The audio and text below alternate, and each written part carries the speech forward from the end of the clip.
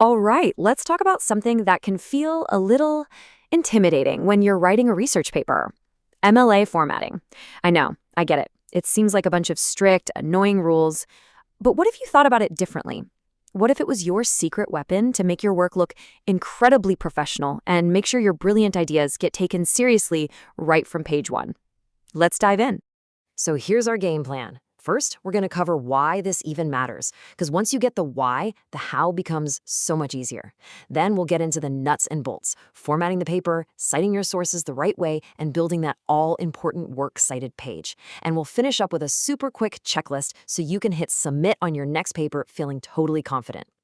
Okay, section 1. Why does MLA even matter? Look, before we get into fonts and margins, let's just talk big picture. When you understand the purpose behind it, the rules stop feeling so random. You're not just following a bunch of instructions, you're actually stepping into a huge academic conversation. And this is how you show you speak the language. This quote right here really just hits the nail on the head. Think about it. Before your professor even reads your amazing first sentence, your formatting makes the first impression.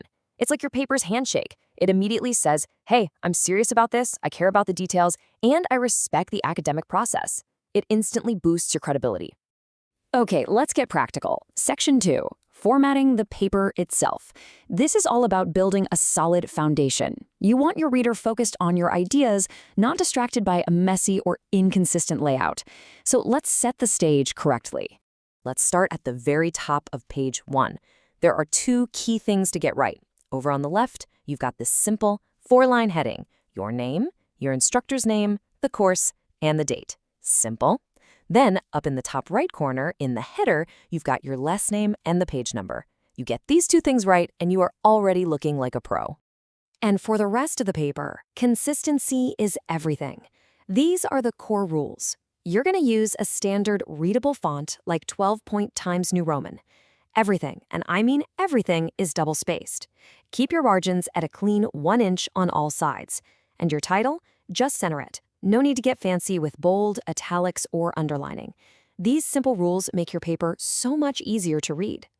Now, for the really crucial part, Section 3, citing your sources. This is where you really show off the muscle behind your arguments. In-text citations are way more than just avoiding plagiarism. They're how you weave your voice together with the experts and show your reader, hey, look at the awesome evidence I found to back this up. So, your main tool for this is called the parenthetical citation. It sounds a little fancy, but it's really just a short note you pop right into your text. Its only job is to be a little signpost pointing your reader to the full source information back on your works cited page. It's the essential link between your claim and your proof. And here's the best part. The basic formula is so simple. For most sources, it's literally just the author's last name and the page number inside parentheses. That's it. Something as simple as Smith 24 gives your reader exactly what they need to find the source. Easy, right? Now, a really strong paper never just drops a quote out of nowhere. You want to weave it in smoothly. Just think of it as a simple 3-step dance. First, you introduce the evidence, give it some context. Second, you provide the quote or your paraphrase, and you pop that citation right at the end. And third, and this is the most important part, you have to explain why it matters. Connect it back to your main point. Which, of course, brings us to Section 4, building that works cited page. So if your in-text citations were the little signposts along the road, the works cited page is the full, detailed map. This is the foundation of your paper's credibility, showing every source you consulted on your journey. Okay, let's talk about one of the most common spots where people get tripped up, the hanging indent. It looks a little weird at first. As you can see here, it's basically the opposite of a normal paragraph.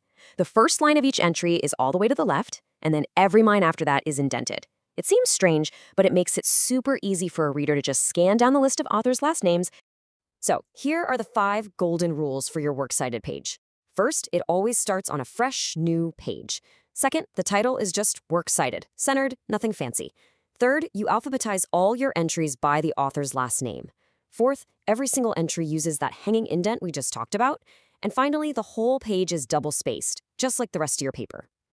And that brings us to the home stretch. Section 5, the final MLA checklist. You've done all the hard work, the research, the thinking, the writing. This is just your last quick pit stop to make sure your paper's presentation is absolutely flawless before you send it off. So before you hit that submit button, just ask yourself these 4 questions. 1. Is my MLA formatting, font, margins, spacing, applied to the whole document? 2. Is every single source I used cited somewhere in my text? 3. Do I have a complete and properly formatted works cited page at the end? And 4. Does my paper pretty much look like the examples I've seen? This 5-minute check can honestly save you a ton of points. Let's end on this note. I know it can feel like a bunch of small, tedious details, but when you put them all together, they have a massive impact. Paying attention to this stuff shows that you're a careful and meticulous researcher. It builds trust with your reader and makes your entire argument that much more powerful and credible. So as you're putting the finishing touches on your next paper, ask yourself this: is it ready to make an impact? Because mastering these details isn't just about getting a good grade.